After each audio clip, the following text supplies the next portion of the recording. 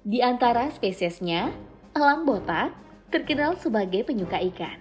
Ini adalah 66% dari jenis makanan yang akan mereka konsumsi selama setahun.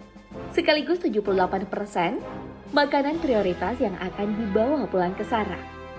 Untuk memberi makan anak mereka, jadi kalian tak usah heran kalau dalam banyak rekaman berburu yang menampilkan hewan ini sebagai bintang.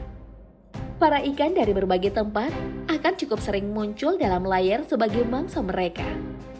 Kadang perburuan para elang bisa mulus tanpa hambatan sedikit pun saat menangkap ikan. Tapi tak jarang juga, ada momen di mana mereka harus bersusah payah agar bisa menang melawan tangkapannya. Seperti elang botak satu ini yang terpaksa berenang karena kewalahan menenangkan tangkapannya saat berburu.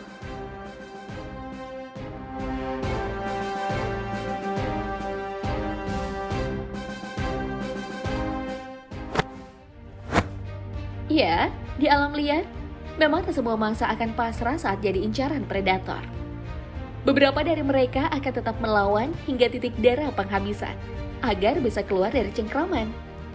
Para predator termasuk elang juga menyadari ini. Makanya, mereka tak akan segan menempuh berbagai cara agar buruannya tak lepas. Para kambing gunung ini misalnya, meski telah menangkap, mereka masih berusaha melepaskan diri dan bergulat melawan elang. Namun sayangnya, itu usaha yang sia-sia. Karena walau badan si kambing jauh lebih besar, lawannya punya fitur tubuh seperti cakar yang lebih kuat. Serta pengalaman berburu yang tak bisa dianggap remeh. Jadi ketimbang berusaha menghadapi pemberontakan mangsanya, mereka justru mengambil pilihan yang lebih mudah. Menjatuhkan si kambing dari ketinggian, lalu menghampirinya kembali saat sudah mati.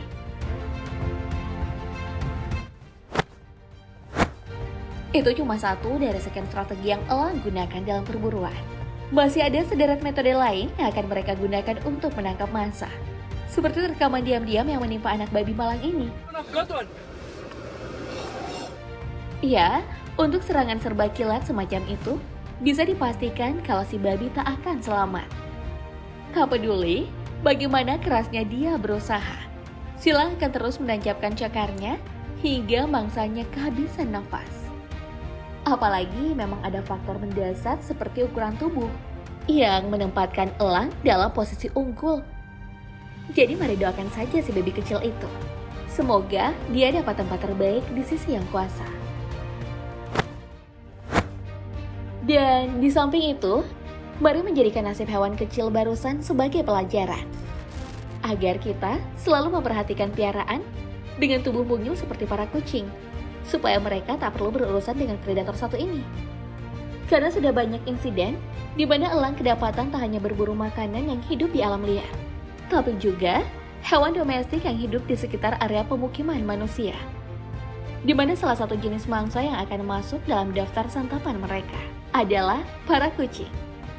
Entah itu yang jadi piaraan maupun hidup menggelandang di jalan-jalan, elang tak akan pilih-pilih untuk membawa mereka pulang ke sarang sebagai oleh-oleh buat anaknya.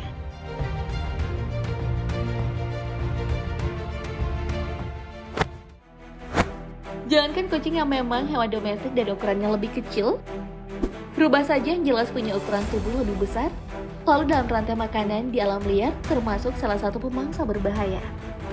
Di hadapan elang, itu bisa sangat tak berdaya, bahkan kehilangan keganasannya.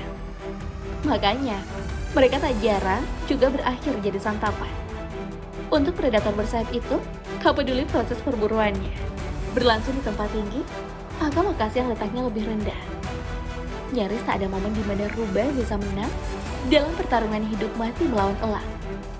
Jadi, kalau kalian adalah orang nyentrik yang memelihara rubah, sebaiknya selalu awasi piaraanmu agar mereka tetap aman. Ceritanya baru beda. Kalau yang dibicarakan adalah hewan dengan tingkat kegesitan level dewa seperti kelinci, yang dalam satu kesempatan pernah tertangkap kamera, berhasil menghindari serangan elang dengan refleks yang mengagumkan. Membuatnya jadi buruan yang masuk dalam daftar teratas sebagai mangsa paling sulit untuk ditangkap oleh elang. Meski ini tak bisa dijadikan ukuran mutlak, karena bagaimanapun si predator bersayap ini masih tetap menduduki peringkat teratas. Sebagai hewan dengan kecepatan yang mampu mengalahkan supercar sekelas Ferrari. Jadi tetap ada peluang bagi setiap kelinci yang hidup di muka bumi untuk berakhir jadi santapan elang.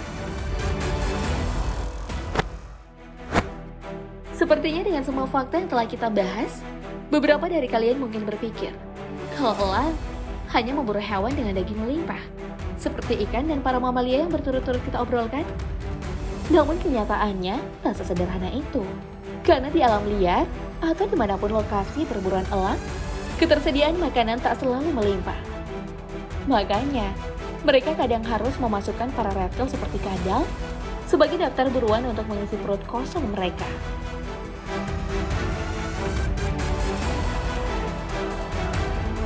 Yang tentu saja akan jadi target mudah jika dibandingkan dengan beberapa hewan sebelumnya. Namun jika bahkan para kadal tak hidup di lingkungan mereka, maka pilihan mau tak mau jatuh ke reptil lain yang masuk dalam kategori target sulit seperti ular. Kalian harus tahu alasan buruan satu ini disebut sulit. Selain proses perburuannya lumayan beresiko, karena seperti kita tahu, beberapa jenis ular punya bisa mematikan. Lalu di sisi lain, hewan ini cukup merugikan juga untuk diburu karena dagingnya sedikit. Makanya, mereka sering tak masuk daftar prioritas dalam menu diet para elang. Kecuali untuk yang baru menetas, mengingat ukuran dan fitur tubuhnya yang jauh lebih mudah dicerna oleh para bayi elang. Kemudian, kalau bahkan ular tak ada dalam lingkungan mereka, bahkan setelah dicari sampai ke lokasi lain yang tak biasa seperti laut, maka masih ada pilihan lain.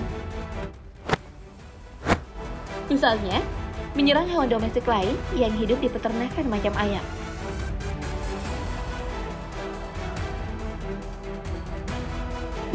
Tentu ini akan menjadi pilihan kesekian karena penjagaan manusia. Namun di luar alasan itu, sebenarnya para elang cukup menyukai unggas. Karena selain dagingnya yang berlimpah, hewan satu ini masuk juga dalam golongan target termudah. Sebab tak akan memberikan perlawanan yang berarti saat konfrontasi langsung.